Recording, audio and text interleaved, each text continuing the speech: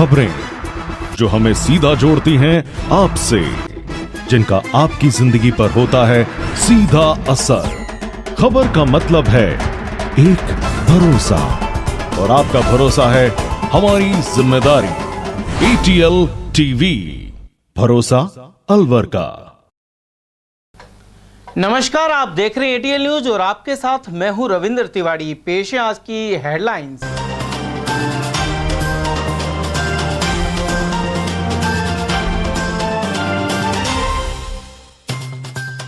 Fridge नहीं चलने से खराब हुई दवाओं का वितरण कर रोगियों की सेहत से किया खिलवाड़। जिला अस्पताल की उपभोक्ता भंडार शॉप बदइंतजामी का हुई शिकार। पुराने भवन में लकड़ी की बीम गिरने से तहसीलदार हुए गंभीर जख्मी। रामगढ़ तहसील परिसर की यह घटना। डीजल की कैन में ब्लास्ट होने से झुलसे 3 लोग। हाजीपुर डडीकर में पाइपलाइन बिछाने के दौरान हुआ हादसा। और प्यासे लोगों ने विरोध प्रदर्शन कर पंप हाउस पर जड़ा ताला। तिजारा फाटक क्षेत्र में बना जल संकट, वहीं कई इलाकों की महिलाएं पहुंची जलदाय कार्यालय। और अब जानते हैं खबरों को विस्तार से। जिला मुख्यालय के सरकारी अस्पताल में उपभोक्ता भंडार की मेडिकल शॉप बद इंतजामी का शिकार है। यहां करीब 1 माह से फ्रिज नहीं चलने के कारण कम तापमान में रखी जाने वाली दवाएं खराब हो रही हैं। ऐसी दवाएं रोगियों को भी दी जा रही हैं और इससे उनकी सेहत को खतरा हो सकता है। पेश एक रिपोर्ट। पिछले करीब 1 माह से अलवर जिला हॉस्पिटल में संचालित उपभोक्ता भंडार की दुकान में फ्रिज ठप है। ऐसे में 25 डिग्री के आसपास तापमान में रखी जाने वाली शुगर एवं हार्ट सहित अन्य रोगों की दवाएं खराब होने की आशंका रहती है। हाल ही में वन मंत्री संजय शर्मा की मां के लिए शुगर और हार्ट की दवा भी यहां से गई थी। फार्मासिस्ट को पता लगते ही दवाओं को वापस मंगाया गया और दूसरी दवाएं उनके घर भेजी गई। जानकारी के अनुसार 1 महीने में करीब 300 से ज़्यादा मरीजों को यहां से दवाई दी गई है। अलवर जिला अस्पताल परिसर में पहले उपभोक्ता भंडार के जरिए संचालित दवा की दुकान सामने वाले हिस्से में थी। वहां अब नया निर्माण चल रहा है। इस कारण दुकानों को पिछले हिस्से में शिफ्ट किया गया है, जहां बिजली नहीं है। तभी से दुकानों के फ्रिज और पंखे तक बंद हैं। अप्रैल और मई महीने में तापमान बढ़ने के बावजूद इस पर ध्यान नहीं दिया गया। वहीं फार्मासिस्ट का कहना है कि उनकी करीब 20,000 रुपये से ज़्यादा की दवाएं खराब हो गई हैं। इसके अलावा RGHS की दवा सामान्य मेडिकल स्टोर से भी मिलने लगी है। शेष ESI और विद्युत वितरण निगम के रेडार कर्मचारी यहां से दवा लेते हैं। पहले एक दिन में 100 से अधिक मरीज आते थे, जो अब घटकर आधे से भी कम हो गए हैं। इसके अलावा 20 लाख रुपए की मासिक बिक्री भी आधी रह गई है। बिजली के अभाव में दवाएं खराब होने के अलावा बिल काटने की मशीन और पंखे भी बंद हैं। साथ ही दुकान में रुकना मुश्किल हो गया है। 1,500-2,500 के इंजेक्शन होंगे। हर दुकान के अलग अलग है। जितनी दुकानें सबके फ्रिज बंद पड़े, लाइट नहीं है। इंसुलिन के इंजेक्शन है जो खराब हुए थे। इंजेक्शन के अलावा भी कोई दवाई खराब हो रही है? इंजेक्शन टेम्परेचर तो बढ़ ही रहा है। दवाई तो खराब, टेम्परेचर 30 डिग्री में तक होनी चाहिए, ज़्यादा बढ़ रहा है दवाई खराब हो।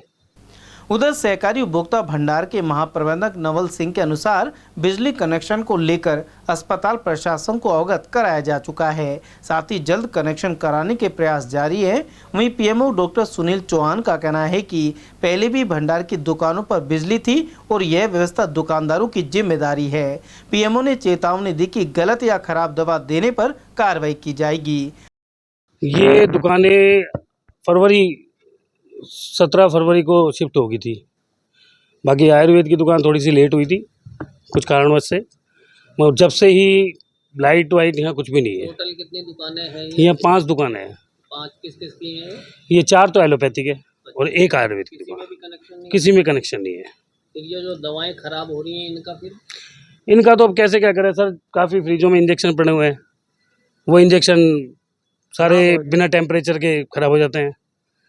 काफ़ी इंजेक्शन ये पड़े हुए हैं यहाँ। आपने अधिकारियों को नहीं बताया इस बारे में? गए थे, काफ़ी हमारे अधिकारी से बात करी थी। अधिकारी ने हमारे ने कहा भी कहा था, बात भी करी, लेटर भी दिए हैं यहाँ, मगर लाइट का अभी तक कुछ पता नहीं पड़ रहा है। कहते हैं कि मिल जाएगी आज कल ऐसा ही चल रहा है। तो ये कितने इंजेक्शन खराब हो गए, कितने रुपए का कोई नुकसान? नुकसान तो बहुत इनका अकॉर्डिंग 200-250 रुपये के एक इंजेक्शन है। कोई 500 का भी है? हाँ, कोई 500 का है, कोई 1000 का भी है। इंजेक्शन तो शुगर के भी हैं, काफ़ी हैं।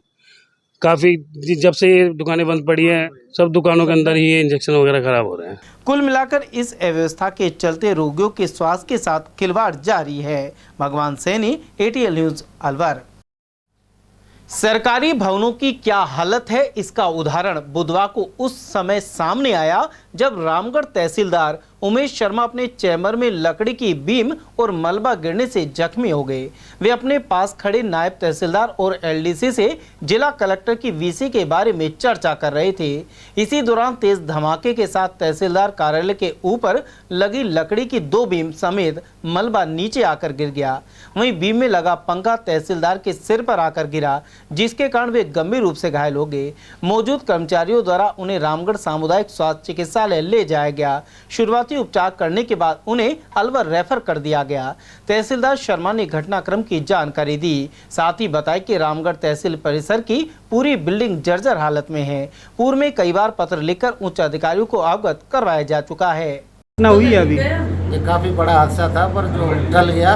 उस समय कोई ज़्यादा भीड़ नहीं थी आम लोगों की, इसलिए किसी को कोई जनहानि नहीं हुई है। तो कैसे गिरी है छत? ये बहुत पुरानी बिल्डिंग थी, इसकी रिपोर्ट भी कर रखी है PWD को।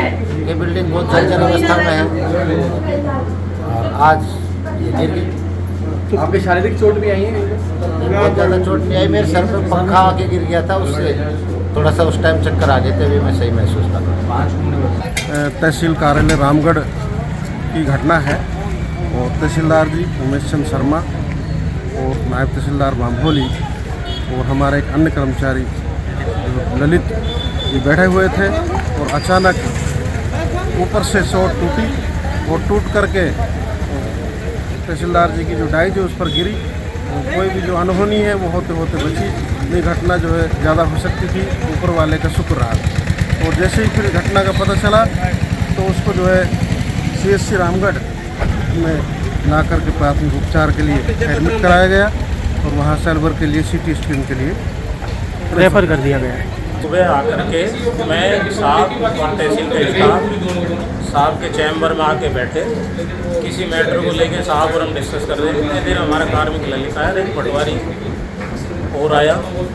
पटवारी के जाते अचानक जो चैम्बर के ऊपर जो सीलिंग में शॉट लग रहे हैं वो शॉट दोनों एक साथ आगे गिरे। साहब के सर पे चोट आई, मैं और हमारा कर्मचारी ललित दोनों से बच गए और बिल्डिंग को भी नुकसान हुआ है। चैम्बर ऊपर सारा टेबल वेबल सब टूट गई। तो साहब के सर में लगे, साहब को लेकर तुरंत हॉस्पिटल आए। कितनी चोट लगी है? अभी तो ऐसी कोई गंभीर चोट नहीं है, डॉक्टर साहब चेक कर रहे हैं, ये बता पाएंगे।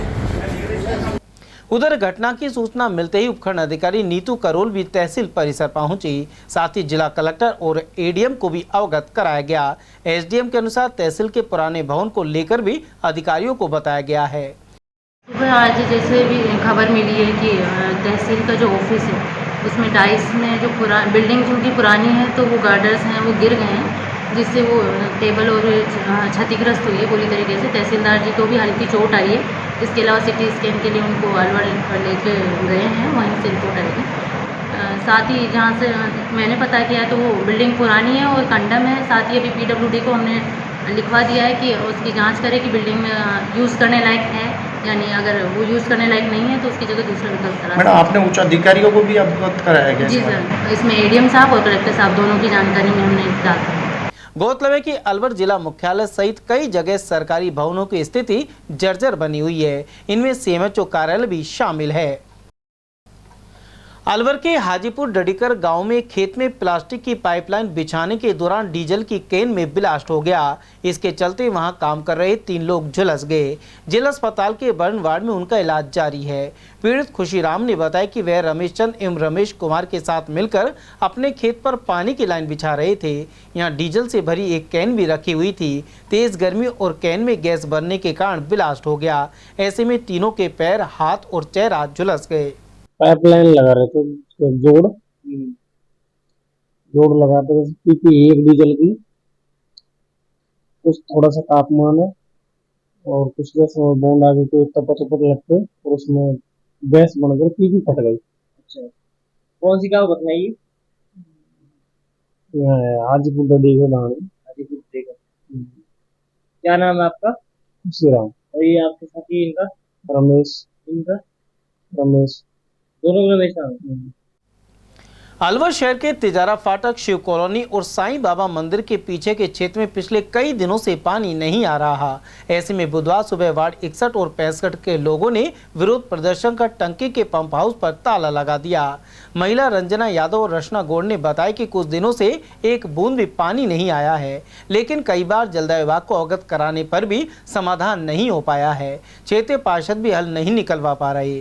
उधर इस विरोध प्रदर्शन की सूचना पर जलदाय विभाग के अधिकारी मौके पर पहुंचे और 3 दिन में टंकी भरकर सुचारू सप्लाई देने की बात कही है।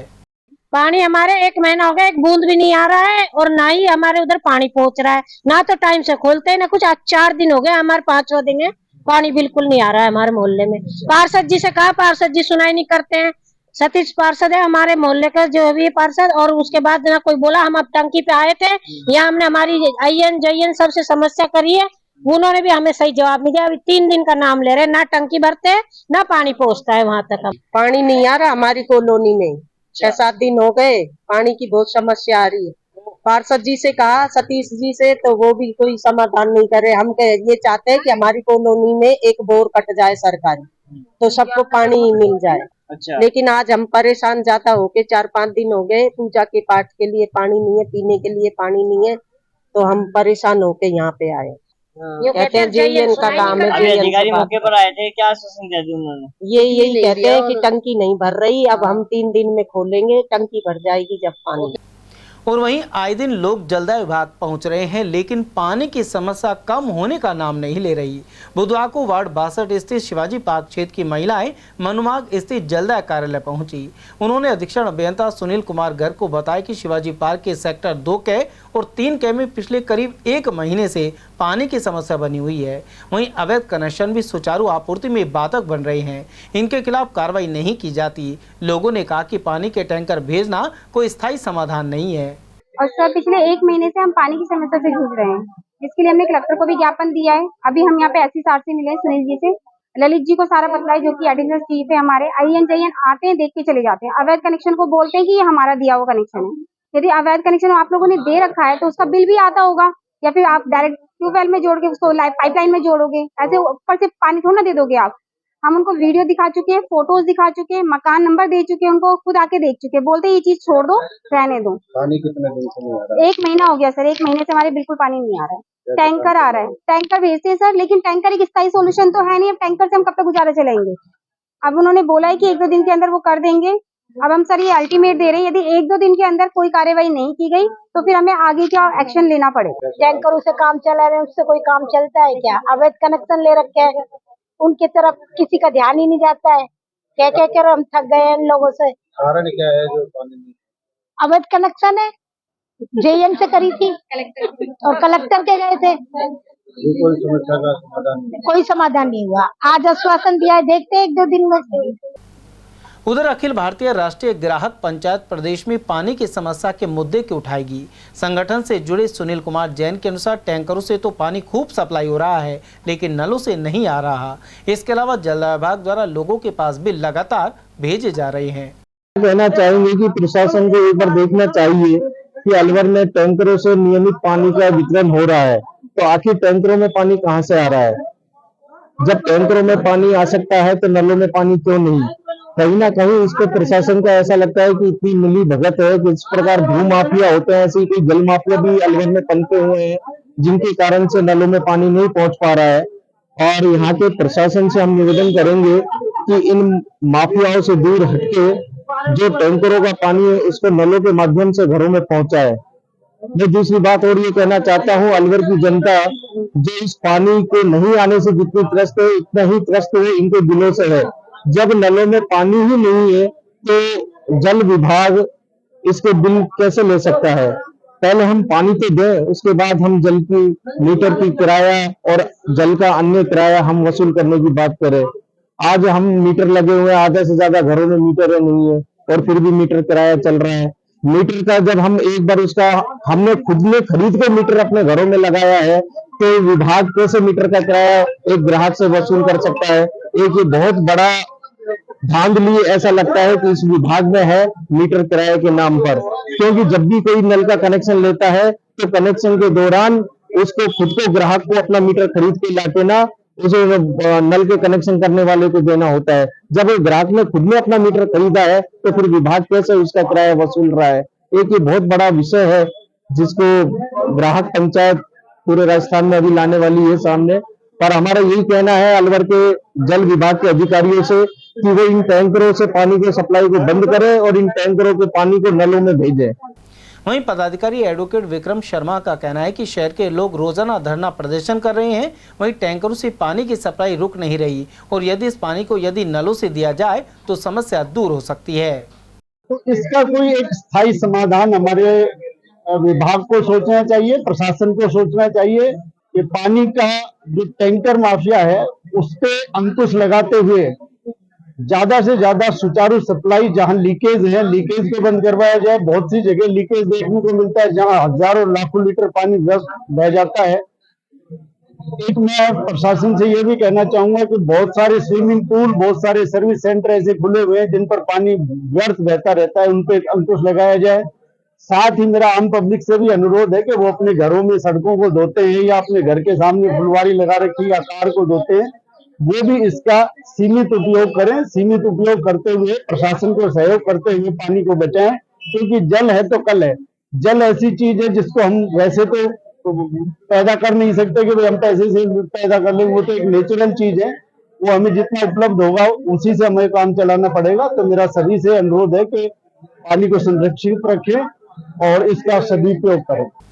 उधर वार्ड 37 स्थित कप्तान छुट्टनलाल मीणा कॉलोनी, जगन्नाथ मंदिर और मालवीय नगर क्षेत्र में 3 माह से पानी की समस्या बरकरार है।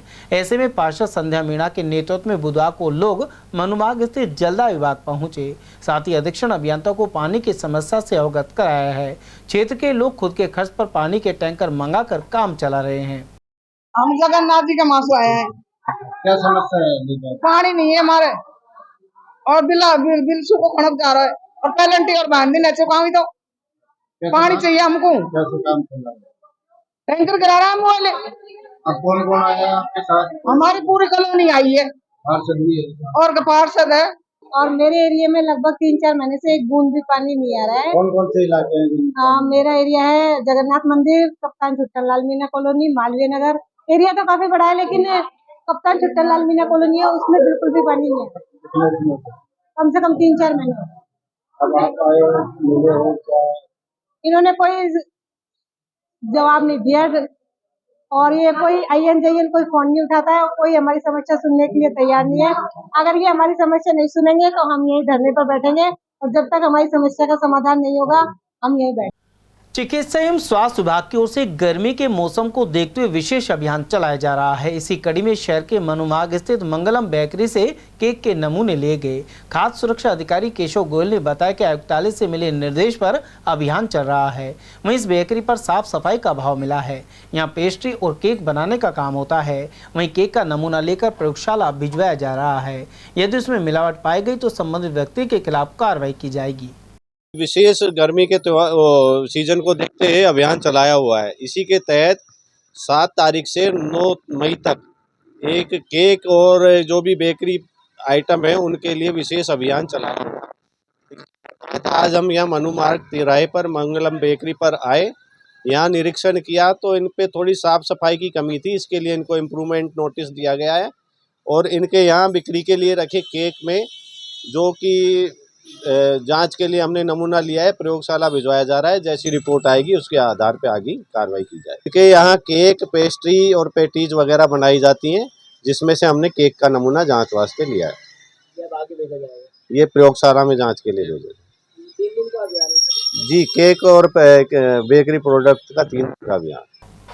अलवर के उद्योग नगर थाना पुलिस ने अवैध शराब के आरोपियों पर कार्रवाई करते हुए 4 लोगों को गिरफ्तार किया है। साथ ही उनके कब्जे से 4 पेटी देशी शराब जब्त की गई है। सहायक उपनिरीक्षक समय सिंह ने बताया कि सुखविंदर, मनोज, कमरुद्दीन और विजय शर्मा को गिरफ्तार किया गया है।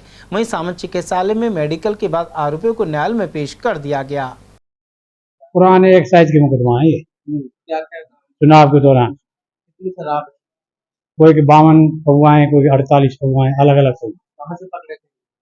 कोई चौरोटी पहाड़ का है, कोई मोइनापुरा का है और कोई इधर का है अपने MIA। टोटल कितने हैं? 4 हैं।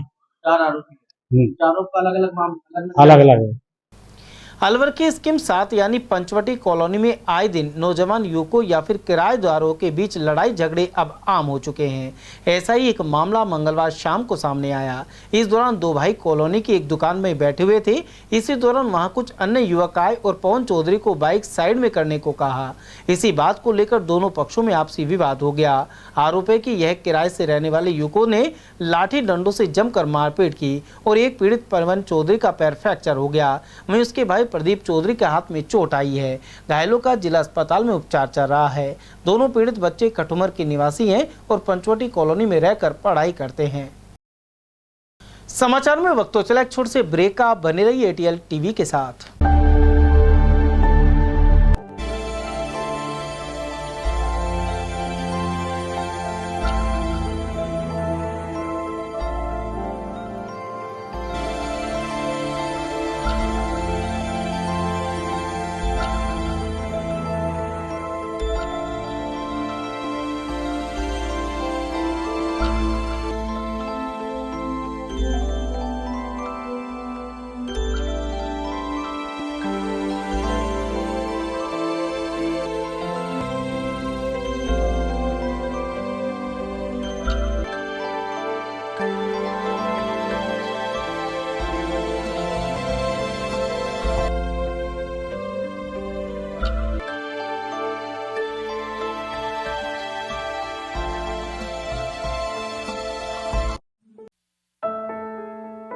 अलवर शहर में आदित्य ग्रुप ऑफ एजुकेशन शिक्षा के क्षेत्र में अपनी श्रेष्ठता का परचम लहरा रहा है।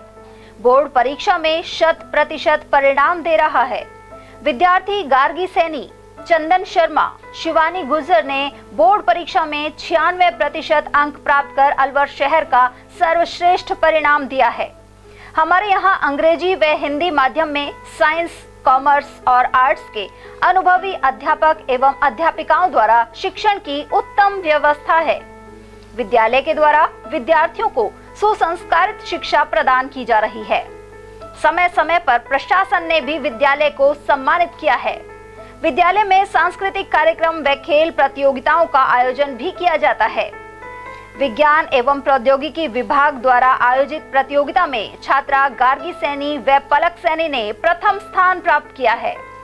हाल ही में विद्यार्थी भूपेंद्र सिंह मांडिया का RAS में चयन हुआ है।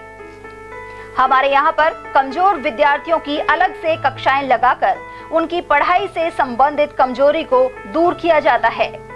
प्रॉब्लम सॉल्विंग काउंटर के माध्यम से विद्यार्थियों की समस्याओं का समाधान प्रशिक्षित अध्यापकों द्वारा किया जाता है। डोर टू डोर वाहन सुविधा और अफोर्डेबल फीस, CCTV कैमरे व कमजोर विद्यार्थियों के साप्ताहिक टेस्ट की सुविधा उपलब्ध है।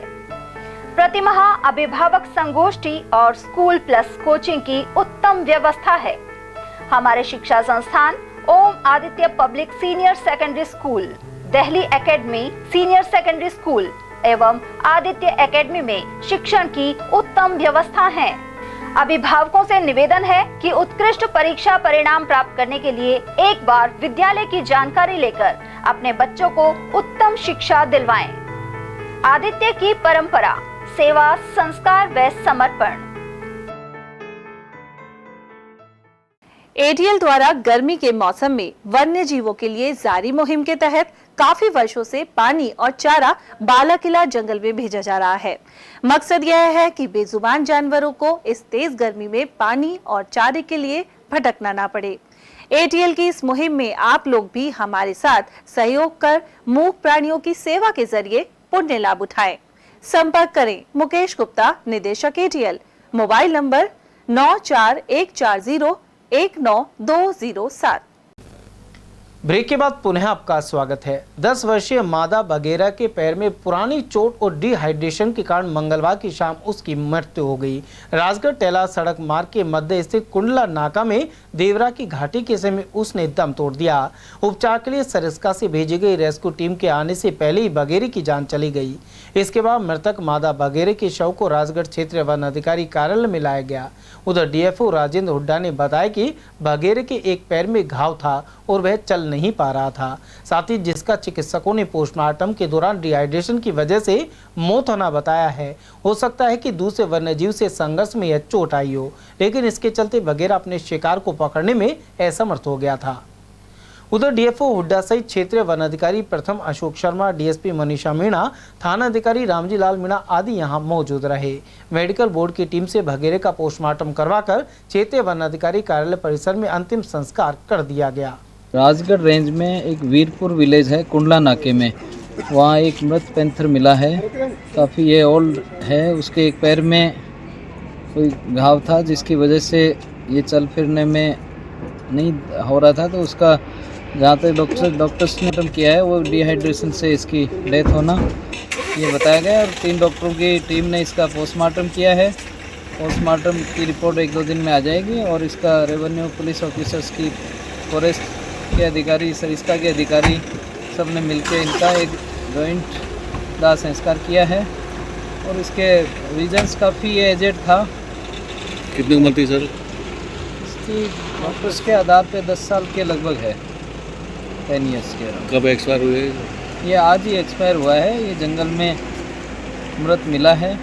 तो इसके कई इंटरनल हो सकता है, आपसी झगड़े कई बार हो जाते हैं तो कई पैर में चोट आ जाती है तो चल फिरने में प्रॉब्लम हुई है, जिसकी वजह से खाने पीने शिकार नहीं कर सका, तो उस कारण से ये डेथ होना बताया। और विस्तृत रिपोर्ट इनकी 1-2 दिन में पोस्टमार्टम रिपोर्ट से पता चलेगा। भाजपा और कांग्रेस नेताओं द्वारा जीत के दावे फिर से जोर पकड़ रहे हैं। भाजपा नेता पवन जैन के अनुसार अलवर सहित प्रदेश की सभी सीटें भाजपा जीतेगी और एनडीए गठबंधन की सरकार बनेगी। उन्होंने कहा कि राजस्थान के मुख्यमंत्री बड़े स्टार प्रचारक हैं और वे कई राज्यों में पहुंचकर भाजपा को जिताने के लिए काम कर रहे हैं। वे राजस्थान में भी चुनाव के दौरान प्रत्येक लोकसभा क्षेत्र में पहुंचे थे। अब सीएम शर्मा ने उत्तर प्रदेश, पश्चिम बंगाल, गुजरात, मध्य प्रदेश, छत्तीसगढ़ और तेलंगाना सहित 1 दर्जन राज्यों में दौरे किए हैं।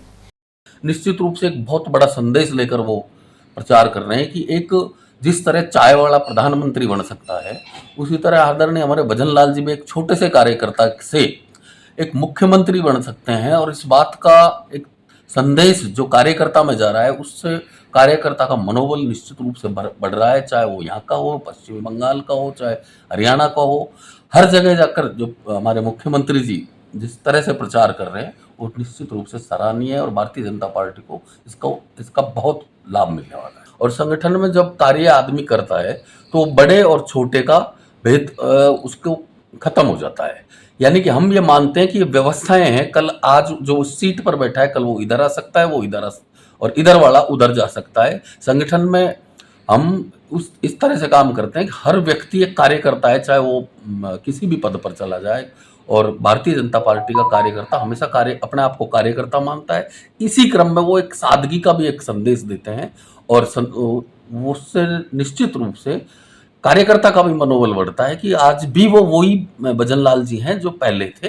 और इस तरह से निश्चित रूप से कार्यकर्ता का मनोबल बढ़ता है और काम करने की इच्छाएं प्रकट। दूसरे राज्यों में प्रचार कर रहे हैं जैसा कि आपने बताया, तो इससे कितना राजनीतिक लाभ बीजेपी को मिलेगा?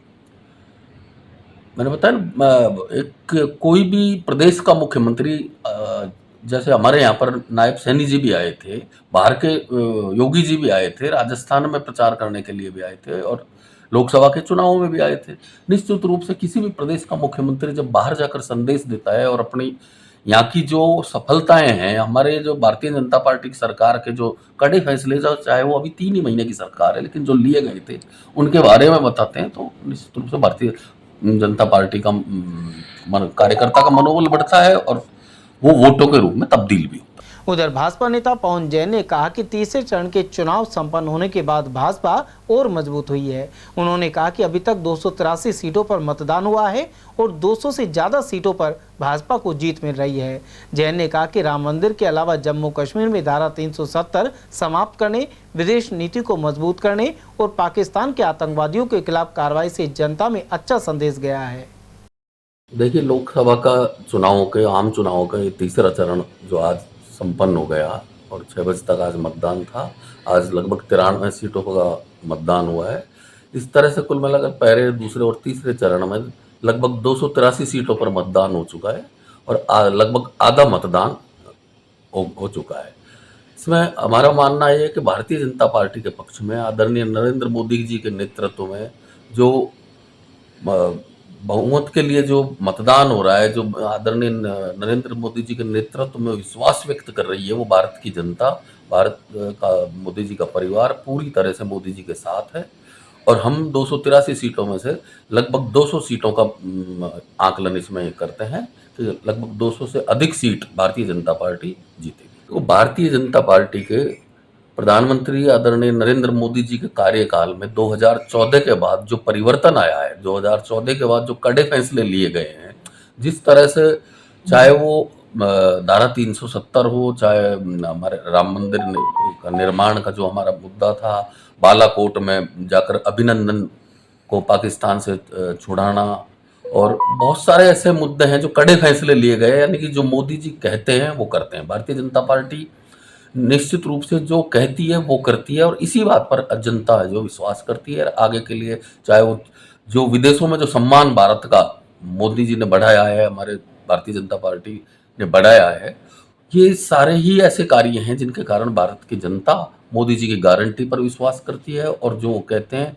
आने वाले समय में भी निश्चित रूप से वही कार्य होंगे जो कहते हैं वो बिल्कुल। हम एकदम आश्वस्त है, भारतीय जनता पार्टी की सरकार केंद्र में बनने जा रही है और मोदी जी तीसरी बार प्रधानमंत्री बनने जा रहे हैं। और वहीं कांग्रेस नेता अभय सैनी ने कहा है कि देश में लोकसभा चुनाव में इंडिया गठबंधन को बहुमत मिलने जा रहा है।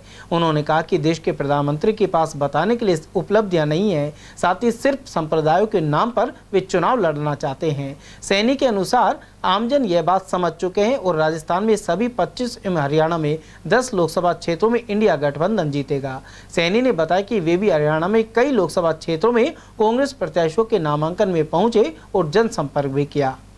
सरकार इंडिया गठबंधन की बनने जा रही है।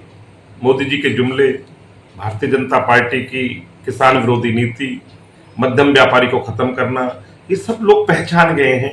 धर्म के नाम पर लड़ाना, डॉलर के रुपए के बराबर लाने की बात करने वाले लोग, 15 लाख रुपए बैंक में जमा कराने वाले लोग, धर्म और जातिगत आधार पर लड़ाने वाले लोग, किसानों की आय दुगनी करने वाले लोगों को पहचान गई है जनता।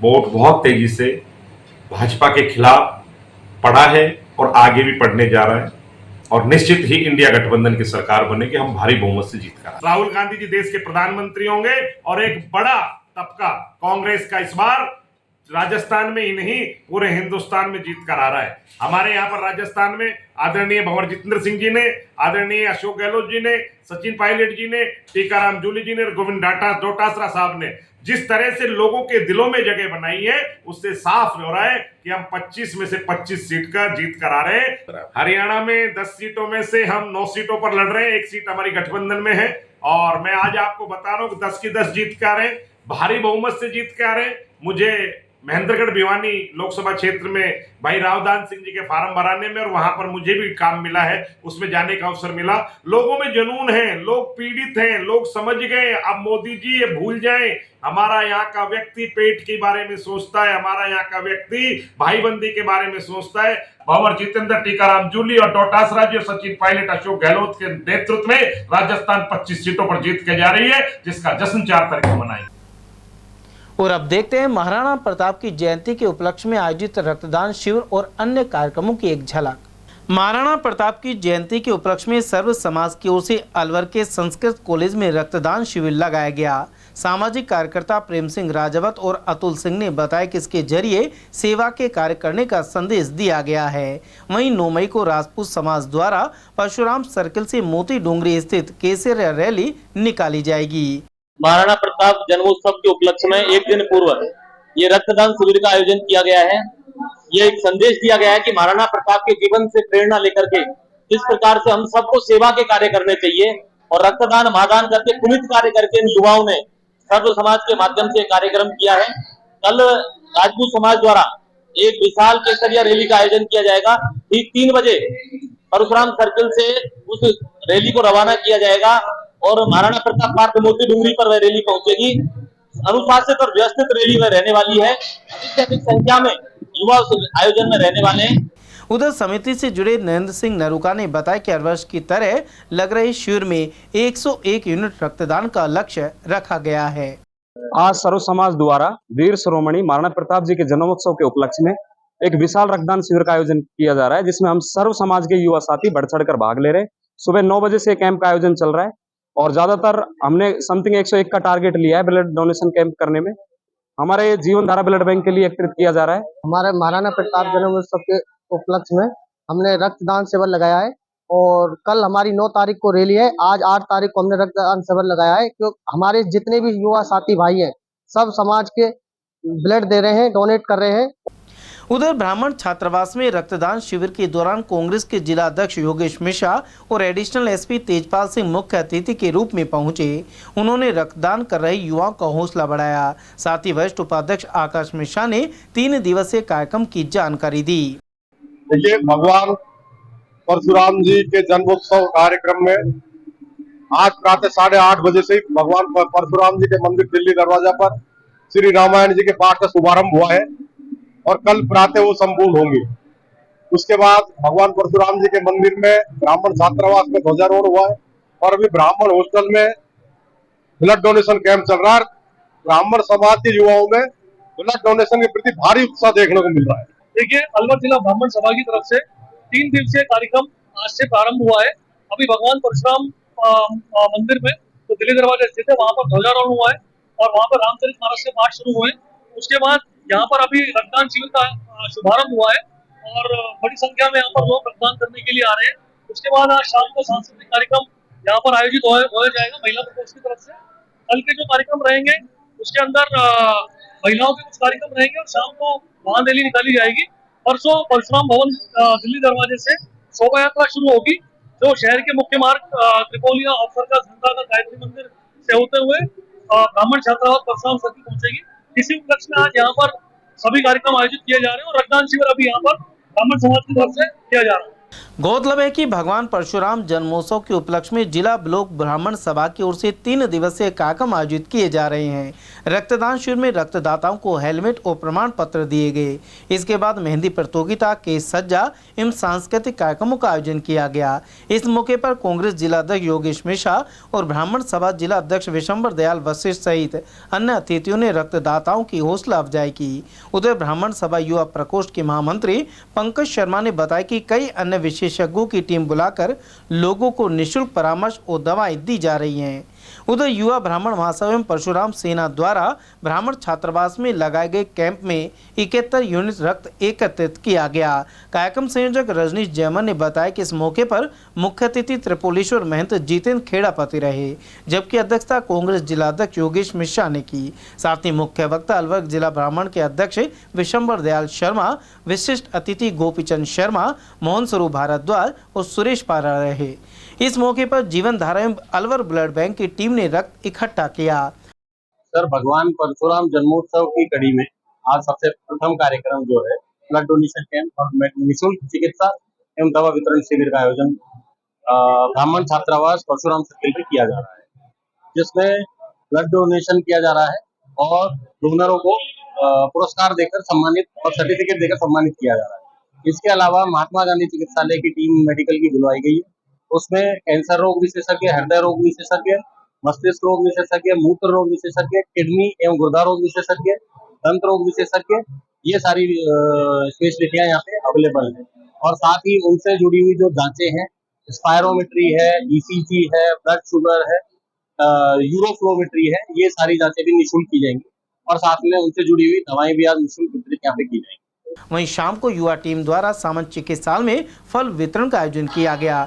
श्री परशुराम जन्मोत्सव के अंतर्गत आज राजकीय सामान्य चिकित्सालय में अलवर जिला युवा ब्राह्मण सभा टीम द्वारा फल वितरण कार्यक्रम किया गया, जिसके अंतर्गत सभी वार्डों में जाकर सभी मरीजों को फल वितरित किए गए और वार्ड के बाहर भी अन्य लोगों को, आने जाने वाले लोगों को फल वितरित किए गए।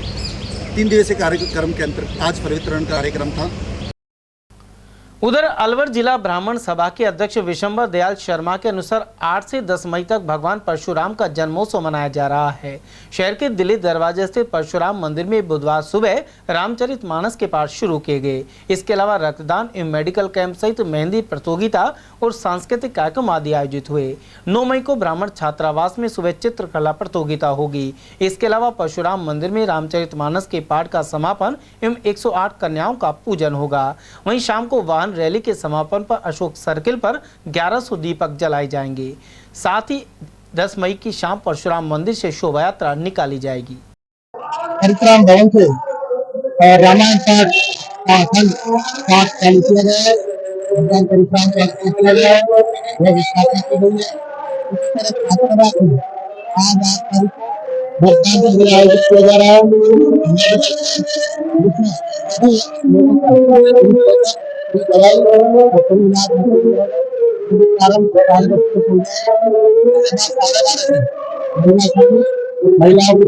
है और सांस्कृतिक कार्यक्रम है। शाम को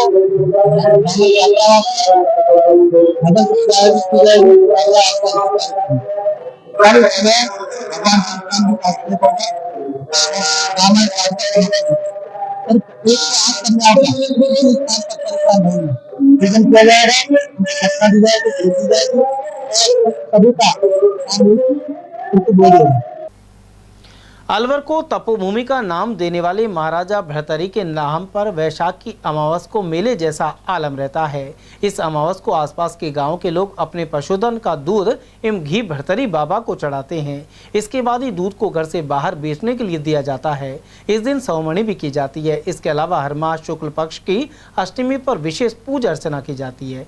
मौजूदा समय में पानी की किल्लत है और बोरिंग, तालाब, कुएं और हैंडपंपों में पानी सूख रहा है, लेकिन भर्तृहरि धाम में पानी अपने आप ही 24 घंटे आता है। यह अपने आप में एक चमत्कार से कम नहीं है। महाराजा भर्तृहरि ने यहाँ तपस्या की थी और फिर यहीं समाधि ले ली। उसी के बाद से यहाँ पानी लगातार आ रहा है। पंडित महेशचंद शर्मा ने बताया कि वैशाख अमावस को यहाँ विशेष पूजा की जाती है। इसकी महिमा बड़ी ही उत्तम है, शासनिक है। यह तपोभूमि है महाराजा भर्तृहरि की, बहुत प्राचीन समय से चली आ रही है। यहाँ पे गांव के जमींदार लोग अमावस्या के दिन भेड़ा भरता है, अपनी भैंसों का दूध लेके आते हैं, प्रसाद चढ़ाते हैं, परिक्रमा करते हैं, सौमणी करते हैं। बहुत ही अच्छा कार्यक्रम होता है।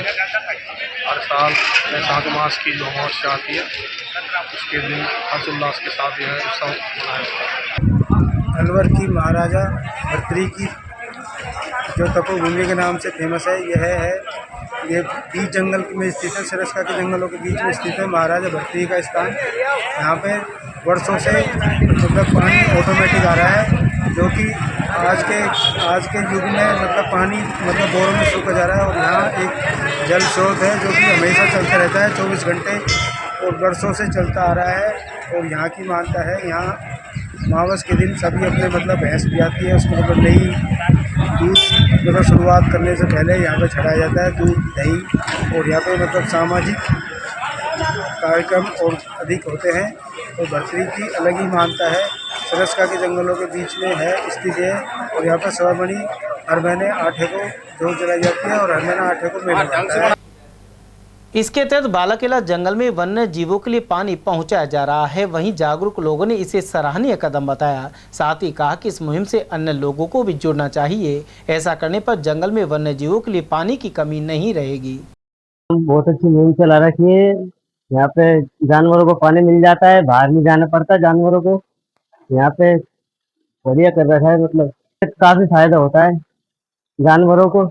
पीटीएल की तरफ से बहुत ही अच्छी मुहिम चला रखी है। गर्मियों में इनका डेली का एक टैंकर फिक्स है आने का, तो इन्होंने लगा ऊपर से नीचे तक, जहाँ भी इनको पानी का कम भराव दिखता है वहां पे टैंकर डलवाते हैं और उसी हिसाब से टैंकर को डिस्ट्रीब्यूट करवाते हैं, जिससे जानवरों को पीने में कोई दिक्कत नहीं हो। और हर जगह इनका फुल सुविधा है पानी की तरफ से। और मेरी तरफ से यही कहना है, इस मुहिम से और भी बंदे जुड़े, जिससे कि गर्मियों में पानी की जानवरों को दिक्कत ना हो। इंसान तो फिर भी एडजस्ट कर सकता है, ये जानवर ना तो किसी से बोल सकते हैं ना ही कुछ। तो ऐसे कुछ छोटे मोटे सहयोग किए करें जिससे जानवरों को पीने। प्राइवेट कॉलेज फेडरेशन अलवर की ओर से वार्षिक अधिवेशन का आयोजन किया गया। इस दौरान वार्षिक आय व्यय का ब्यौरा प्रस्तुत किया गया और कॉलेज की विभिन्न समस्याओं के बारे में अवगत कराया गया। वहीं संचालकों के साथ महत्वपूर्ण विषयों पर चर्चा की गई। संरक्षक रितेश शर्मा और फेडरेशन के अध्यक्ष डॉक्टर कर्ण सिंह का कहना था कि फेडरेशन हमेशा से ही निजी कॉलेजों के हितों के लिए साथ खड़ी है।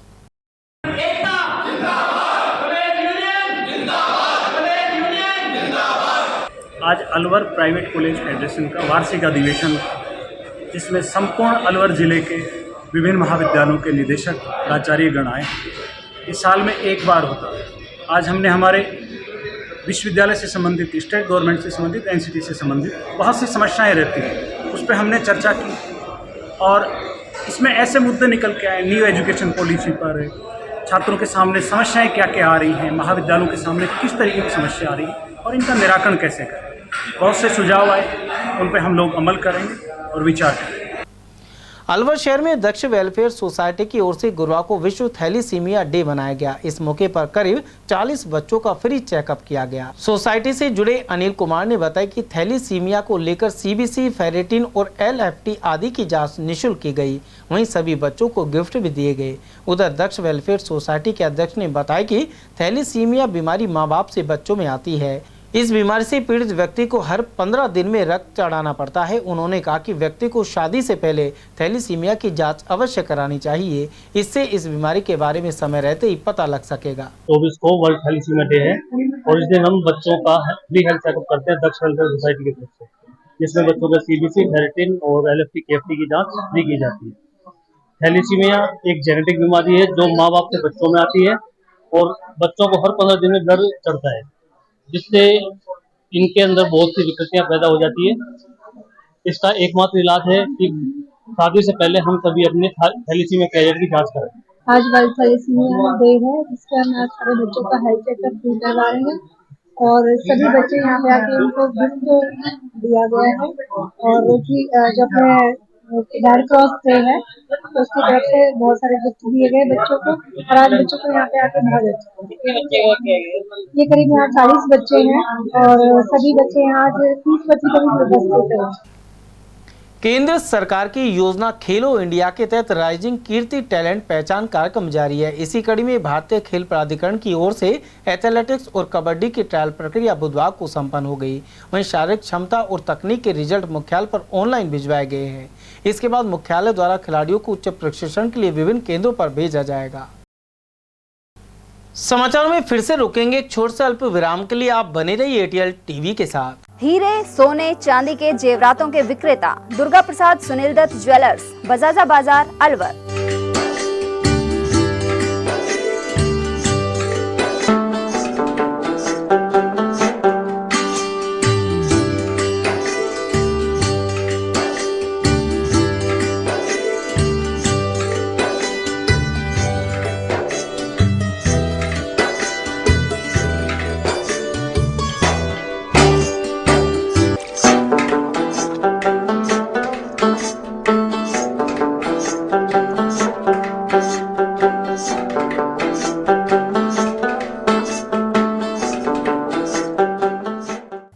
सोने चांदी के जेवरातों के विक्रेता दुर्गा प्रसाद सुनील दत्त ज्वेलर्स, बजाजा बाजार, अलवर।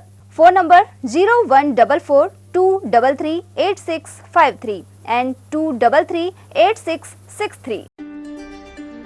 फर्नीचर का 32 साल पुराना जाना माना नाम Rahul decor.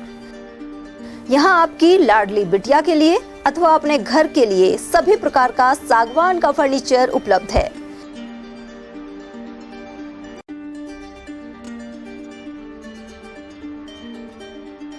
Double bed, dressing table, sofa set सागवान एवं कपड़े वाले तथा सेंटर टेबल, भट्टी कलर, स्टील अलमारी, ब्रांडेड एवं सॉफ्टी फोम के गद्दे आपकी नाप तोल से बनाए जाते हैं।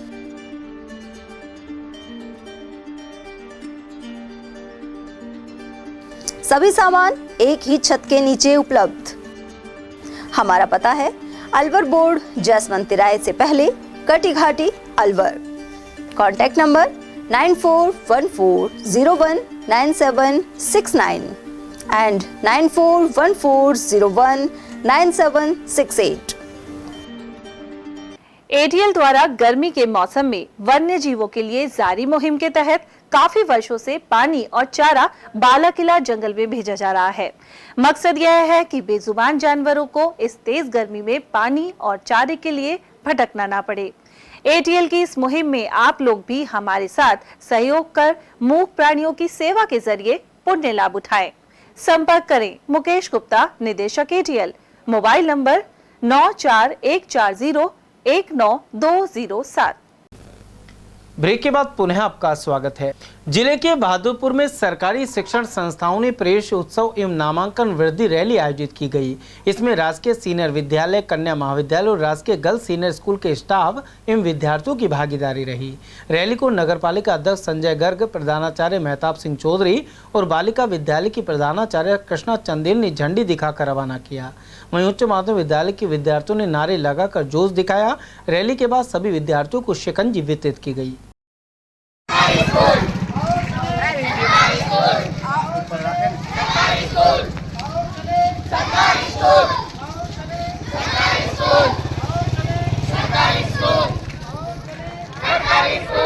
आओ चलें, आओ चलें। जिला सैनी महासभा के चुनाव 16 जून को संपन्न होंगे। अध्यक्ष पूरण सैनी ने बताया कि सर्वसम्मति से चुनाव कराने के लिए निर्वाचन अधिकारी नियुक्त किया गया है। 1 से अधिक नामांकन होने पर चुनाव कराए जाएंगे। वहीं निर्वाचन अधिकारी एडवोकेट सतीश कसाना को नियुक्त किया गया है। तारीख 5 तारीख को रविवार को अलवर जिला सैनी महासभा का जिला कार्यकारिणी की मीटिंग में ये प्रस्ताव पास हुआ कि 16 जून को जो है अलवर जिला सैनी महासभा का चुनाव कराए जाएंगे, जिसके मुख्य चुनाव अधिकारी सतीश कसाना जी को नियुक्त किया है और उन्हीं की देखरेख में चुनाव पूरी पारदर्शिता से कराए जाएंगे। इसकी निर्वाचन प्रक्रिया आपसे पहले भी निर्वाचन की रही है और चूंकि निर्वाचन अधिकारी नियुक्त कर दिया गया है और अगर एक से ज़्यादा ग्रुप अगर मान लो कोई सामने आता है तो बिल्कुल चुनाव के द्वारा ही चुनाव कराए जाएंगे। अलवर जिले के गोंदगढ़ में 2 बीघा जमीन को लेकर एक बेटे ने अपनी मां पर जानलेवा हमला कर दिया। पीड़िता का इलाज अलवर के जिला अस्पताल में जारी है। उसकी पुत्री राधा ने बताया कि उसके भाई हरदेव ने मां 60 वर्षीय दयावती पर फावड़े से हमला कर दिया। दयावती ने 2 बीघा अपने बेटे को दे दी थी, लेकिन वह शेष 2 बीघा जमीन पर भी कब्जा करना चाहता है। ऐसे में उसने अपनी माँ पर हमला कर दिया। उधर आरोपी को पुलिस ने अपनी हिरासत में ले लिया है। अम्मा को बेटे ने मारा। क्या नाम माँ जी का? दयावंती। कहाँ की निवासी है? सीकरी गोमितगढ़ गोमड़ा की। कुछ तो बढ़ के दे रहे कि अपने बट की मांगता भी अपने जो समय बढ़ से ले अपने लिए वो भी दे दो मेरे को है 2-4 बीघा 2 बीघा तो दे रखी है। अच्छा 2 बीघा इनके पास 2 बीघा और मांगता है। हाँ तो 4 बीघा जमीन पे कब्जा करना चाहता है। हाँ। माचाडी कस्बे में पक्षियों के लिए 51 परिंदे लगाए गए, साथ ही अन्य जीवों के लिए पानी के 11 कुंडे रखवाए गए हैं। रैनी से पंचायत समिति सदस्य कमलेश मीणा के प्रतिनिधि मोहर सिंह मीणा ने अपनी टीम के साथ यह कदम उठाया। मीणा ने अपने ही टैंकर से यहां पानी भरने का संकल्प भी लिया है। जीव जंतुओं के लिए पानी भरने का यह कार्य पिछले 3-4 सालों से लगातार किया जा रहा है। इस अवसर पर ब्रजवासी गोरक्षक सेना के जिलाध्यक्ष नागपाल शर्मा, प्रिंसिपल धर्मपाल, ब्रजेश मेहर, लाला योगी, दुलीचंद कोहली और सोनू शर्मा आदि ने सहयोग प्रदान किया। राष्ट्रीय क्षय रोग निवारण योजना के तहत टीबी के रोगियों को दवाओं का टोटा बना हुआ था। एटीएल टीवी द्वारा खबर प्रसारित करने के बाद खंड मुख्य चिकित्सा अधिकारी मालाखेड़ा ने अस्पताल स्तर पर ही दवाएं खरीदकर रोगियों को इन्हें मुहैया कराना शुरू किया है। संबंधित अधिकारी लोकेश मीणा ने बताया कि विभाग से क्षय रोग निवारण की दवाइयां नहीं मिल रही थी। ऐसे में रोगियों को परेशानी का सामना करना पड़ रहा था। वैशाख मास की अमावस्या को अनेक धार्मिक अनुष्ठान किए गए। वहीं खोहर स्थित भगवान दास जी की बानखंडी के आश्रम में बड़ी संख्या में श्रद्धालु पहुंचे। इस प्राचीन स्थान पर गुरु और शिष्यों की समाधि बनी हुई है। वहीं क्षीरसागर से विराजमान भगवान विष्णु सहित गजानन, पवन पुत्र हनुमान, शिवशंकर, राम दरबार और राधा कृष्ण की मूर्तियां सुशोभित हैं। आसपास के गांवों सहित अन्य स्थानों से यहां वैशाख मास की अमावस्या को श्रद्धालु पहुंचते हैं। वहीं राधा कृष्ण भगवान का शीश महल यहां आकर्षण का केंद्र है। मालाखेड़ा उपखंड में सामाजिक कुरीतियों के उन्मूलन के लिए मीणा समाज ने पहल की है। इस सकारात्मक सोच का संदेश पूरे क्षेत्र में पहुंचा है। यह पहल ग्राम पुनखर से हुई, जहां मृत्यु भोज को बंद करने का सामूहिक निर्णय लिया गया था। इसी गांव के प्रभाती लाल मीणा ने समाज के इस निर्णय का सम्मान करते हुए अपनी धर्मपत्नी भग्गी देवी के 12वें पर मृत्यु भोज नहीं कर समाज के सामने एक मिसाल कायम की। इस मौके पर सहायक अभियंता BL मीणा सहित अन्य लोगों ने इसे सराहा। वहीं उपखंड अधिकारी देवी सिंह ने इस कुप्रथा का अंत करने पर आयोजकों और समाज के लोगों का आभार व्यक्त कर उन्हें धन्यवाद दिया है। बहुत ही सकारात्मक अच्छी पहल है। हमें सामाजिक कुरीति हैं, अंधविश्वासों से दूर निकल के आना है। हम 21वीं सदी के भारत में जी रहे हैं। मृत्यु भोज एक अपराध है। मृत्यु भोज निवारण अधिनियम 1960 में और इसको प्रतिबंधित किया गया है, फिर भी मृत्यु भोज प्रचलन में है और इसको एक सामाजिक परंपरा बनाया हुआ है। मृत्यु भोज सामाजिक अपराध के साथ साथ मृत्यु पर जश्न है, जिसमें कोई व्यक्ति मर जाता है उस पर खुशियाँ मनाना है, जो किसी भी रूप में नैतिक रूप से भी स्वीकार योग्य नहीं है। और उसमें सामाजिक दबाव में गरीब लोग पिसते हैं, उनका खर्चा अनावश्यक होता है। जो पैसा वो उस पर मृत्यु भोज के आयोजन पर खर्च करते हैं, उस पैसे का उपयोग अपने घर के विकास के लिए, बच्चों की शिक्षा के लिए करें। यदि कोई समाज इसमें अच्छी पहल कर रहा है, सामाजिक संदेश देना चाह रहा है और इस तरह के आयोजन करके और इस कुरीति को रोकना चाह रहा है, तो मैं इसका तहे दिल से धन्यवाद दूंगा। समाज ने सामाजिक कुरीति उन्मूलन के लिए गए निर्णय का सुखद परिणाम सामने आया है। पूनखर गांव में हाल ही में एक परिवार में महिला की मृत्यु हो जाने पर सभी क्रियाक्रम तो आयोजित किए गए, लेकिन गंगा पूजन, मिलनी वगैरह सब को पूर्ण रूप से बंद कर दिया गया। वहीं अन्य अंतिम संस्कार पर किए जाने वाले सभी कार्य संपन्न कराए गए। एक प्रकार से फिजूल खर्ची जो कर रहे थे उस पर रोक लगी है। वहीं ATL न्यूज़ के द्वारा जो ये समाचार चलाया गया था, इसको लेकर भी क्षेत्र में लोग जागरूकता की ओर बढ़ रहे हैं। वहीं प्रशासन ने भी इस मुहिम में सहयोग करने की अपील की है। मवदेव सिंह, ATL न्यूज़। वीर शिरोमणि महाराणा प्रताप की जन्म जयंती पर बसई ठिकाने पर 9 मई को विशाल भंडारा और रागनी कार्यक्रम होगा। महाराणा प्रताप की प्रतिमा के अनावरण के बाद भव्य कार्यक्रम हो रहे हैं। राजपूत जागृति मंच की ओर से बसई खोहर गांव में भगवान दास मंदिर के पास महाराणा प्रताप की प्रतिमा का अनावरण किया गया है। पहाड़ को तोड़कर यह प्रतिमा बनाई गई है। वहीं वीर शिरोमणि महाराणा प्रताप जयंती पर भंडारा होगा और गुरुवार को सुबह 10 बजे से सांस्कृतिक कार्यक्रम आयोजित किए जाएंगे। उधर दिव्यांगजन संस्थान के प्रतिनिधि सतीश कुमार के अनुसार मालाखेड़ा के चोमू ठिकाने पर भी महाराणा प्रताप की प्रतिमा है, जहां कई कार्यक्रम आयोजित होंगे। महाराणा प्रताप जी की जयंती 9 मई को चोमू में मनाई जाएगी। सर्व जाति के लोग इसमें सम्मिलित होंगे। महाराणा प्रताप का योगदान बहुत ही सराहनीय रहा है। देश के प्रति वो एक स्वाभिमान के प्रतीक रहे हैं और सनातन धर्म के प्रतीक रहे हैं। उन्होंने कभी मुगलों से स्वाधीनता स्वीकार नहीं की और कभी उन्होंने पराजित का सामना नहीं किया। उनके साथ सनातन धर्म की विजय के लिए सभी समूह के लोगों को साथ लेकर उन्होंने विजय प्राप्त की। वीर शिरोमणि सनातन संस्कृति के रक्षक, स्वाभिमान के प्रतीक, सर्व समाज को साथ लेकर चलने वाले महाराणा प्रताप की 484वीं जयंती 9 मई को श्रद्धा के साथ मनाई जाएगी। इसको लेकर जिले भर में विभिन्न कार्यक्रम आयोजित किए जा रहे हैं। चोमू गांव में जयंती मनाई जाएगी। इसके साथ ही बसई गांव में इसकी तैयारी पूरी कर ली गई है, जहां पर रागनी के कार्यक्रम होगा और विशाल भंडारे का आयोजन किया गया है, जहां राजपूत जागृति मंच की ओर से इसकी पूरी तैयारी को अंतिम रूप दिया गया है। Navdev Singh, ATL news. मालाखेड़ा क्षेत्र में बढ़ते तापमान और तेज धूप से व्याकुल लोग बीमार हो रहे हैं। ऐसे में मालाखेड़ा अस्पताल का आउटडोर भी 600 के पार रोजाना हो रहा है। उधर CSC के भर्ती वार्ड में इन दिनों रोगियों की संख्या भी बढ़ रही है और बेड भी खाली नहीं मिल पा रहे हैं। वहीं डॉक्टर कैलाश सैनी का कहना है कि तेज गर्मी से हीट वेव का प्रकोप बन रहा है।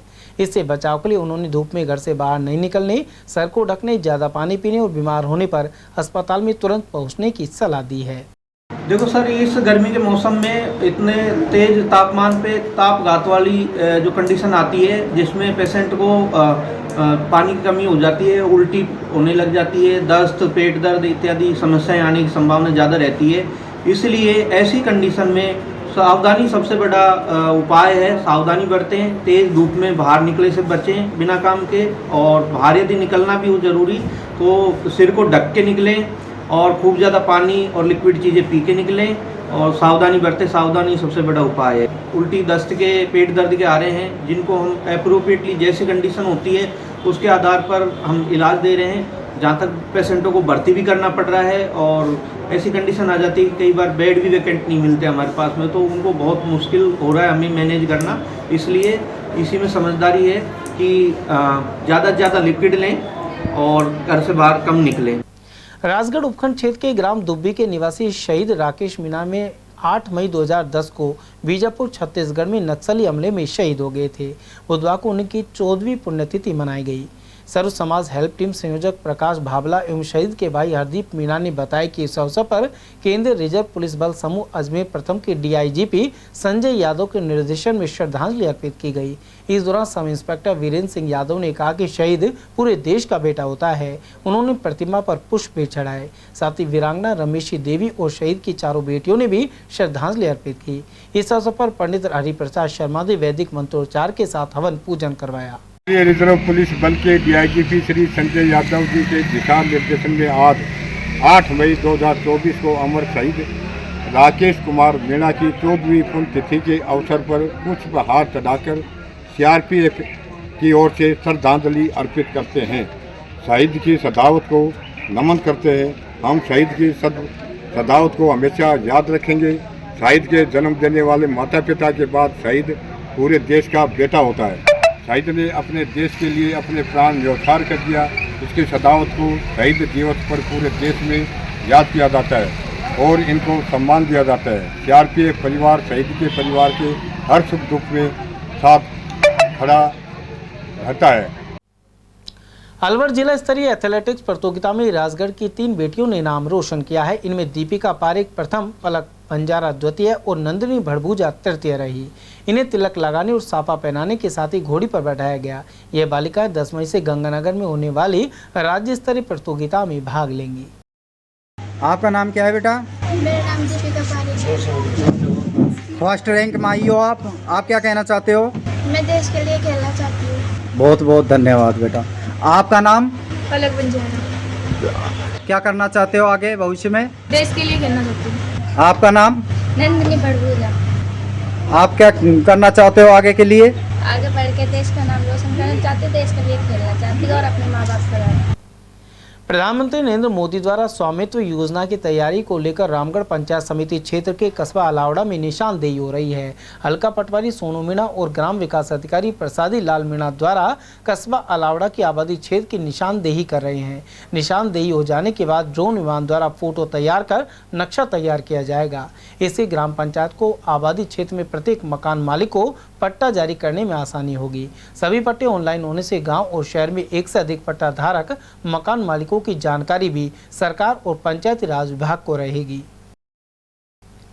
राजगढ़ क्षेत्र में मौसम ने करवट ली है। यहां तेज हवाओं के साथ करीब 15 मिनट तक बरसात हुई। इसके अलावा बरसात के साथ ओलों की बौछार भी आई। साथ ही चने के आकार के ओले गिरे हैं। दूसरी ओर गर्मी में कमी महसूस की गई है। राजगढ़ क्षेत्र के ग्राम सक्कड़ स्थित भैंसासुर बाबा के मंदिर पर बैसाख कृष्ण पक्ष के अमावस्या पर वार्षिक मेला भरा। मंदिर विकास समिति के अध्यक्ष रामकंठ सैनी ने बताया कि बुधवार को यहां बड़ी संख्या में भक्त पहुंचे। श्रद्धालुओं ने बाबा के मंदिर में प्रसाद चढ़ाया और परिक्रमा कर मत्था टेका। इसके अलावा मेले में लगी दुकानों पर महिलाओं और बच्चों ने जमकर खरीदारी की। मेले के दौरान मंदिर में विराजे सभी देवी देवताओं की प्रतिमाओं की फूल बंगला झांकी सजाई गई। नौगांवा तहसील की महिलाओं ने अपने घरों पर पक्षियों के लिए पानी के परिंदे लगाए हैं। यहां आसपास के लगभग 10 से 15 गांवों में इब्तिदा संस्था के सहयोग से ग्राम अधिकार सखियों ने मुहिम चलाई है। इसके जरिए हर घर के बाहर पक्षियों के लिए परिंदे लगाए जा रहे हैं।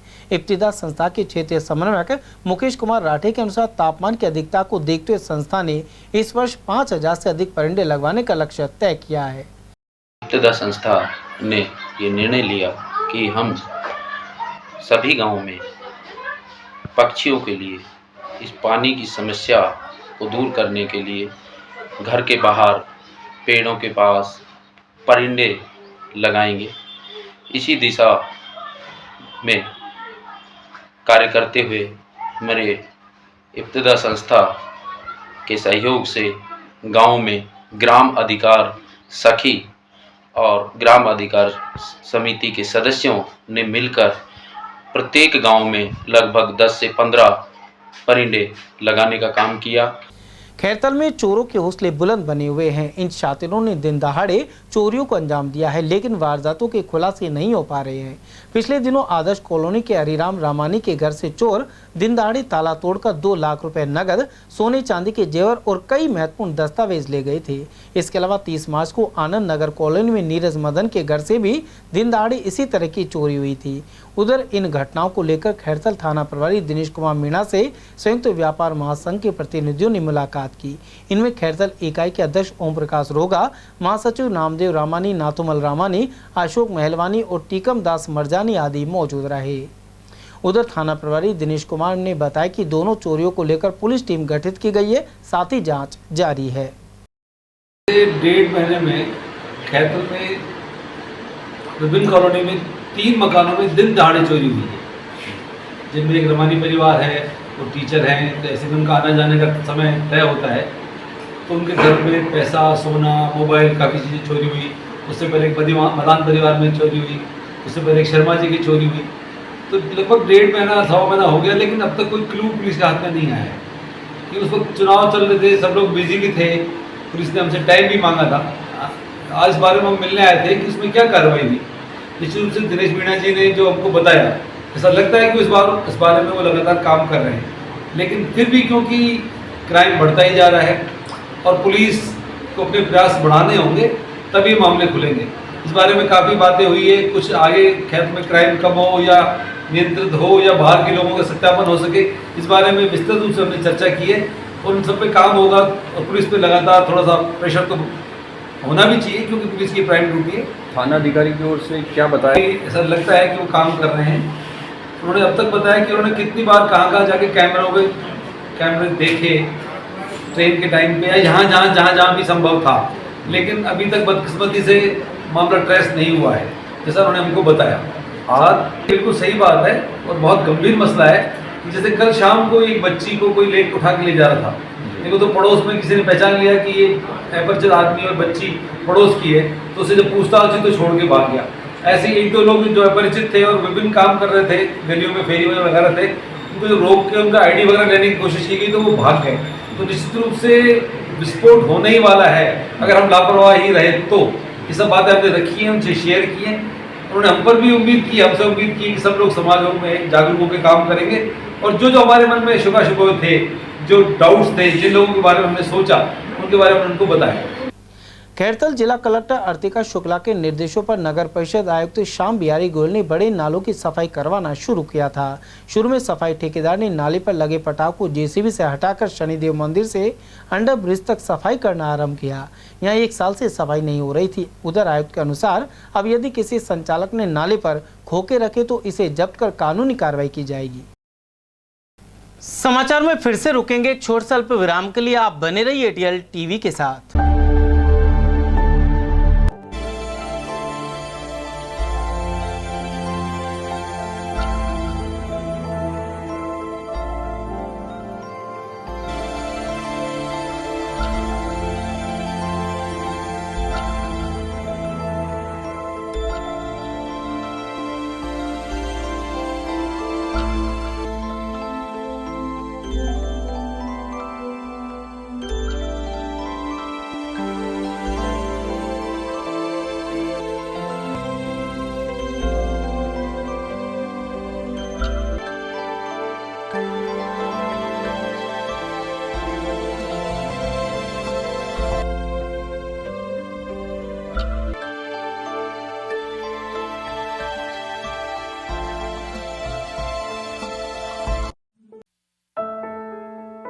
अलवर शहर में आदित्य ग्रुप ऑफ एजुकेशन शिक्षा के क्षेत्र में अपनी श्रेष्ठता का परचम लहरा रहा है। बोर्ड परीक्षा में 100% परिणाम दे रहा है। विद्यार्थी गार्गी सैनी, चंदन शर्मा, शिवानी गुर्जर ने बोर्ड परीक्षा में 96% अंक प्राप्त कर अलवर शहर का सर्वश्रेष्ठ परिणाम दिया है। हमारे यहाँ अंग्रेजी व हिंदी माध्यम में साइंस, कॉमर्स और आर्ट्स के अनुभवी अध्यापक एवं अध्यापिकाओं द्वारा शिक्षण की उत्तम व्यवस्था है। विद्यालय के द्वारा विद्यार्थियों को सुसंस्कारित शिक्षा प्रदान की जा रही है। समय समय पर प्रशासन ने भी विद्यालय को सम्मानित किया है। विद्यालय में सांस्कृतिक कार्यक्रम व खेल प्रतियोगिताओं का आयोजन भी किया जाता है। विज्ञान एवं प्रौद्योगिकी विभाग द्वारा आयोजित प्रतियोगिता में छात्रा गार्गी सैनी व पलक सैनी ने प्रथम स्थान प्राप्त किया है। हाल ही में विद्यार्थी भूपेंद्र सिंह मांडिया का RAS में चयन हुआ है। हमारे यहाँ पर कमजोर विद्यार्थियों की अलग से कक्षाएं लगाकर उनकी पढ़ाई से संबंधित कमजोरी को दूर किया जाता है। प्रॉब्लम सॉल्विंग काउंटर के माध्यम से विद्यार्थियों की समस्याओं का समाधान प्रशिक्षित अध्यापकों द्वारा किया जाता है। डोर टू डोर वाहन सुविधा और अफोर्डेबल फीस, CCTV कैमरे व कमजोर विद्यार्थियों के साप्ताहिक टेस्ट की सुविधा उपलब्ध है। प्रतिमाह अभिभावक संगोष्ठी और स्कूल प्लस कोचिंग की उत्तम व्यवस्था है।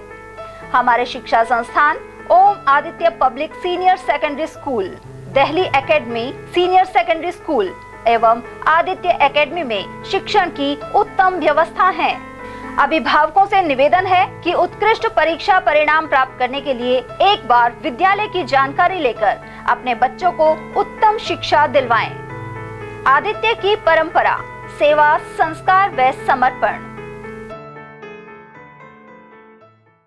ATL द्वारा गर्मी के मौसम में वन्य जीवों के लिए जारी मुहिम के तहत काफी वर्षों से पानी और चारा बालाकिला जंगल में भेजा जा रहा है। मकसद यह है कि बेजुबान जानवरों को इस तेज गर्मी में पानी और चारे के लिए भटकना ना पड़े। ATL की इस मुहिम में आप लोग भी हमारे साथ सहयोग कर मूक प्राणियों की सेवा के जरिए पुण्य लाभ उठाएं। संपर्क करें मुकेश गुप्ता, निदेशक ATL, मोबाइल नंबर 9414019207। हीरे, सोने, चांदी के जेवरातों के विक्रेता दुर्गा प्रसाद सुनील दत्त ज्वेलर्स, बजाजा बाजार, Alwar.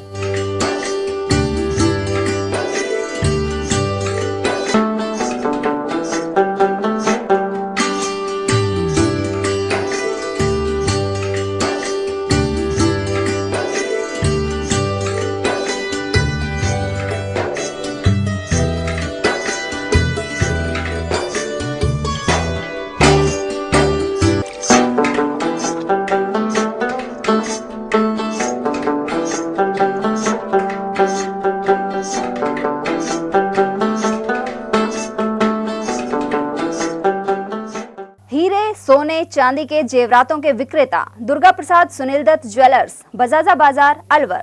Phone number 0144233853 and 2338663। Furniture का 32 साल पुराना जाना माना नाम राहुल डेकोर। यहाँ आपकी लाडली बिटिया के लिए अथवा अपने घर के लिए सभी प्रकार का सागवान का फर्नीचर उपलब्ध है।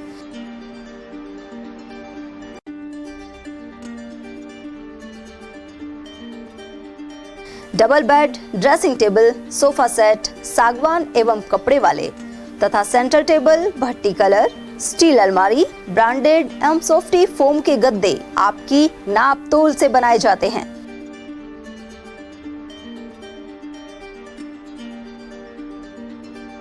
सभी सामान एक ही छत के नीचे उपलब्ध। हमारा पता है अलवर बोर्ड, जसवंत तिराहे से पहले, Kati Ghati, Alwar. Contact number 9414019769 and 9414019768। Break के बाद फिर से आपका स्वागत है। तिजारा क्षेत्र के ढाकी गांव में प्रवेश उत्सव जारी है। साथ ही यहां ज्ञान ज्योति स्कूल के प्रांगण में स्टाफ एवं छात्र छात्राओं ने पक्षियों के लिए परिंदे लगाए हैं। निदेशक अमरलाल यादव ने बताया कि भीषण गर्मी का प्रकोप बढ़ रहा है, ऐसे में बेजुबान पक्षियों के लिए परिंदे लगाए गए हैं। इस अवसर पर प्रधानाचार्य राकेश कुमार, वरिष्ठ अध्यापक होशियार सिंह, रमेश कुमार, शक्ति सिंह, वरिष्ठ अध्यापिका रेखा यादव, चोखराज और महेंद्र सिंह आदि उपस्थित रहे। तिजारा विधायक महंत बालकनाथ ने यहां स्थित अपने कार्यालय में जन सुनवाई की। इस दौरान पानी, पुलिस और बिजली से जुड़ी समस्याएं ज्यादा सामने आई। विधायक ने इनके जल्द समाधान के लिए आश्वासन दिया। महंत ने आम लोगों के बीच बैठकर एक एक व्यक्ति की समस्या सुनी। उन्होंने वीरनवास टोल से स्थानीय वाहनों को टोल फ्री करने को लेकर भी आश्वासन दिया। साथ ही विद्युत निगम सहित अन्य विभागों के अधिकारियों को जल्द समस्या समाधान के सख्त निर्देश दिए हैं।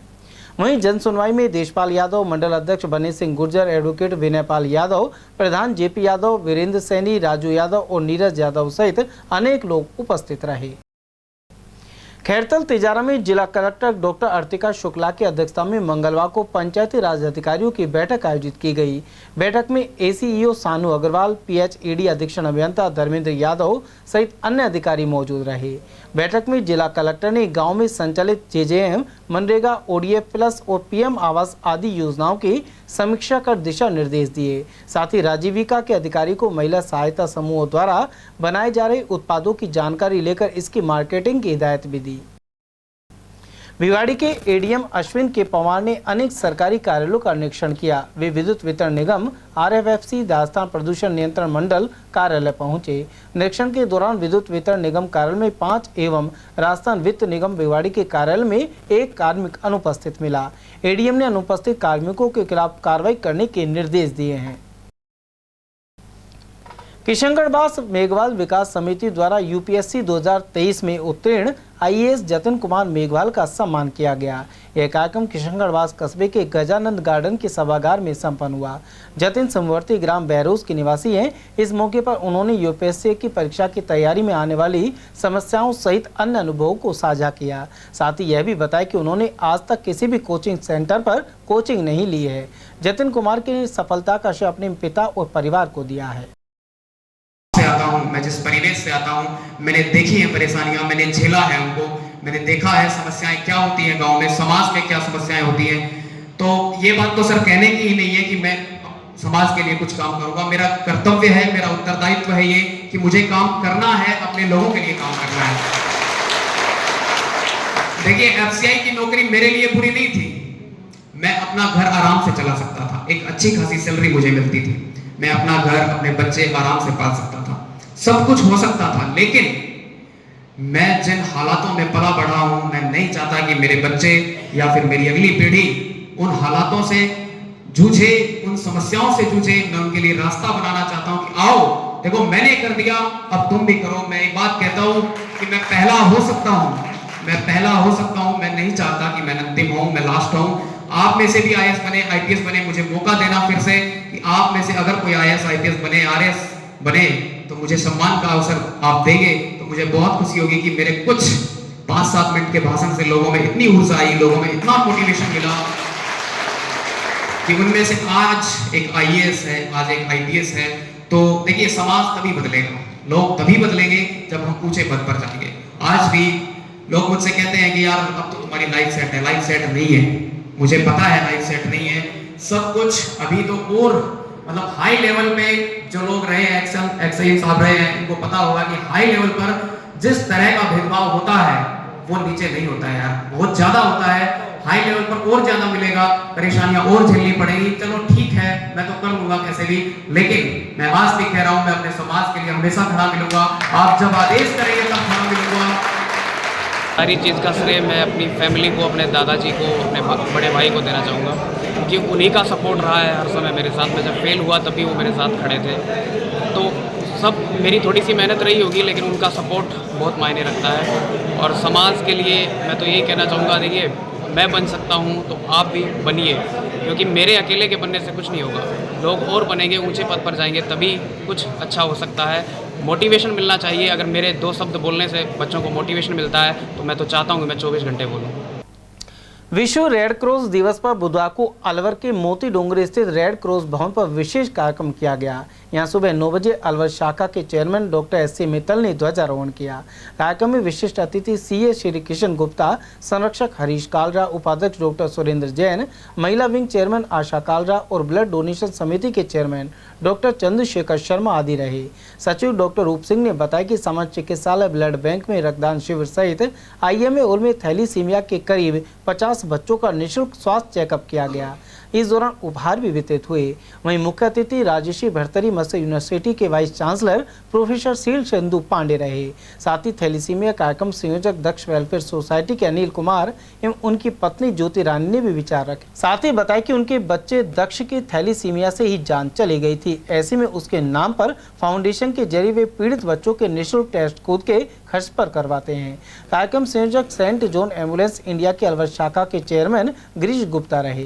वहीं कार्यक्रमों में CMHO doctor Yogendra Sharma, PMO doctor Sunil Chauhan, deputy CMHO doctor Mahesh Bairwa और मुख्य जिला शिक्षा अधिकारी नेकी राम सहित समाजसेवी श्री किशन गुप्ता विशिष्ट अतिथि रहे। वहीं धन्यवाद ज्ञापन उपाध्यक्ष डॉक्टर सुरेंद्र जैन ने किया। लायंस क्लब भिवाड़ी द्वारा काली खोली स्थित आशियाना तरंग कॉलोनी में हेल्थ चेकअप शिविर लगाया गया। इसमें लगभग 110 मरीजों ने स्वास्थ्य लाभ प्राप्त किया। शिविर के संयोजक एलडी त्यागी ने बताया कि शिविर में गुड़गांव के मेदांता अस्पताल के विशेषज्ञों ने सेवाएं प्रदान की। वहीं अनेक प्रकार की निःशुल्क जांचें भी की गई। शिविर के दौरान तरंग RWA के अध्यक्ष भगत सिंह विधुड़ी, लायंस क्लब अध्यक्ष अनिल शर्मा, जोन चेयरपर्सन सावित्री गौतम, नीतू गुप्ता, दिलीप गुप्ता और डॉक्टर सोम प्रकाश यादव मौजूद रहे। चलते चलते एक बार फिर से नजर डाल लेते हैं आज की ये हेडलाइंस पर।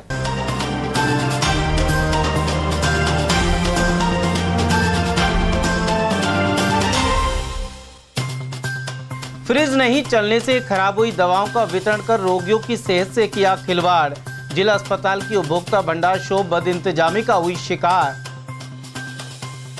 पुराने भवन में लकड़ी की बीम गिरने से तहसीलदार हुए गंभीर जख्मी। रामगढ़ तहसील परिसर की यह घटना। डीजल की कैन में ब्लास्ट होने से झुलसे 3 लोग। हाजीपुर डडीकर में पाइपलाइन बिछाने के दौरान हुआ हादसा। और प्यासे लोगों ने विरोध प्रदर्शन कर पंप हाउस पर जड़ा ताला। तिजारा फाटक क्षेत्र में बना जल संकट। वहीं कई इलाकों की महिलाएं पहुंची जलदार कार्यालय। समाचारों में आज के लिए बस इतना ही। दीजिए पूरी टीम के साथ रविंद्र तिवारी को इजाजत। नमस्कार।